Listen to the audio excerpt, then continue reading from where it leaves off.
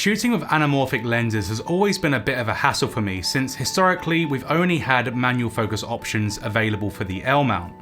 This meant that any time I ever wanted to open up the iris to its widest setting for the most subject separation, then I need to use an external monitor to ensure I've nailed focus, and that makes the entire setup much bigger and heavier. However, recently I've been testing a set of anamorphics that have autofocus and are native to the L mount.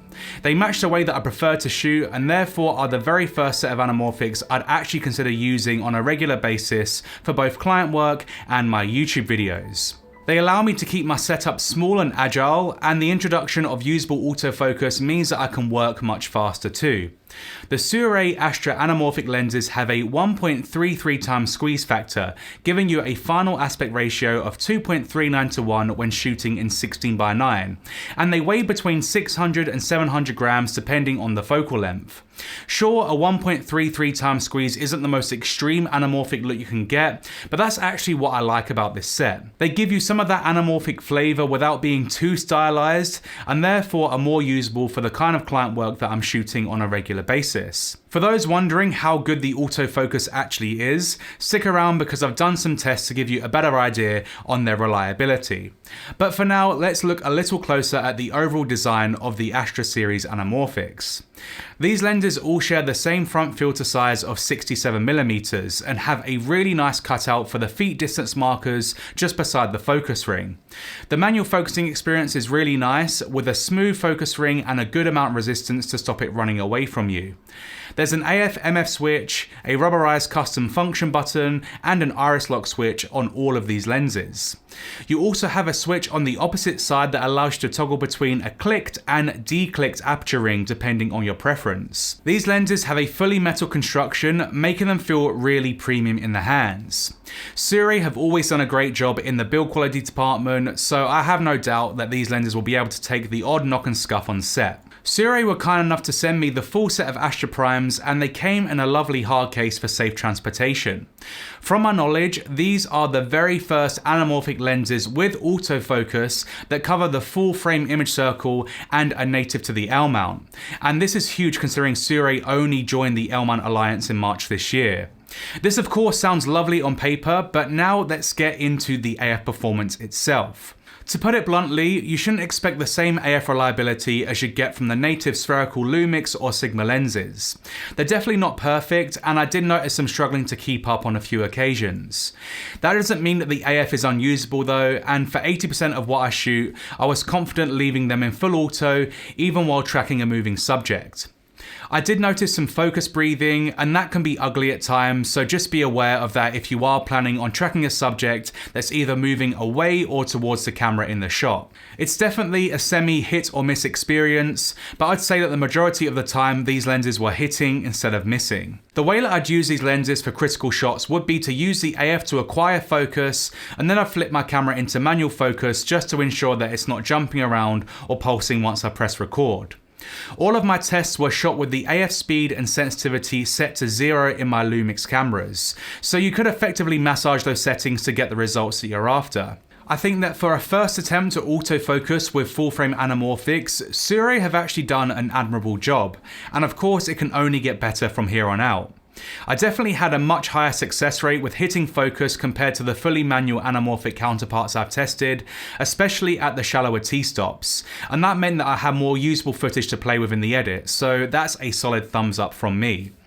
I'm really impressed with the overall image quality that these lenses produce. They have a decent amount of contrast, and the footage was incredibly easy to grade. The colour reproduction is accurate between all three lenses without any weird colour casting, so matching shots between different focal lengths was a breeze. I've never had this much fun shooting with anamorphic lenses before, and that really comes down to the ease of use when you're trying to get the shot. The process didn't feel nearly as clunky as I found it in the past when using manual primes, and that will ultimately make you want to shoot more. In terms of pricing, each Astra series prime will cost around $999, and I don't think that's too bad considering the great build quality and the features you're getting with these anamorphic lenses. All of the example footage you've seen in this video was captured using the NiSi JetMag Pro filter system, and NiSi just so happened to be the sponsor of today's video. The JetMag Pro filter system allows you to effortlessly change between filters using the magnetic step-up rings, and each filter type has color-coded handles for easier identification. The filters themselves are incredibly slim, so that means you can stack two together without any vignetting, even as wide as 15mm.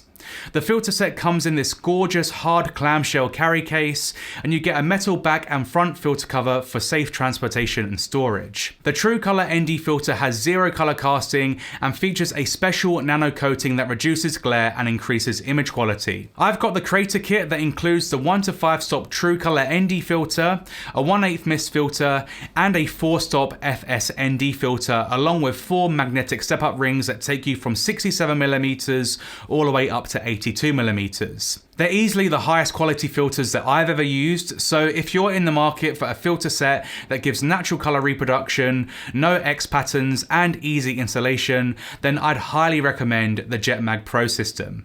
Thanks again to NiSi for sponsoring this video, and now let's get back to the Astra Anamorphics.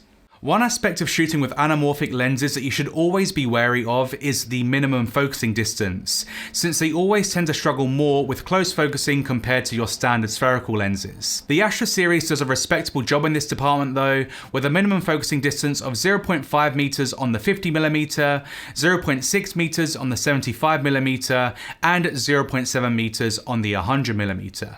I've got the neutral flare variant of these lenses, but they also come with a blue flare option if that's what you prefer. The flaring is actually very controlled without being too intense, and again, that's actually a plus for me. Flares are a hallmark characteristic of anamorphic lenses, but at times I can find it to be distracting if they're too prominent. I will certainly be holding onto these lenses for a while, and they'd definitely be the anamorphics that I'd recommend to anyone who wants to dip their toe into this world for the very first time. It would be incredible to see a real-time anamorphic feature added to Lumix cameras in the future that would negate the need to de-squeeze in post.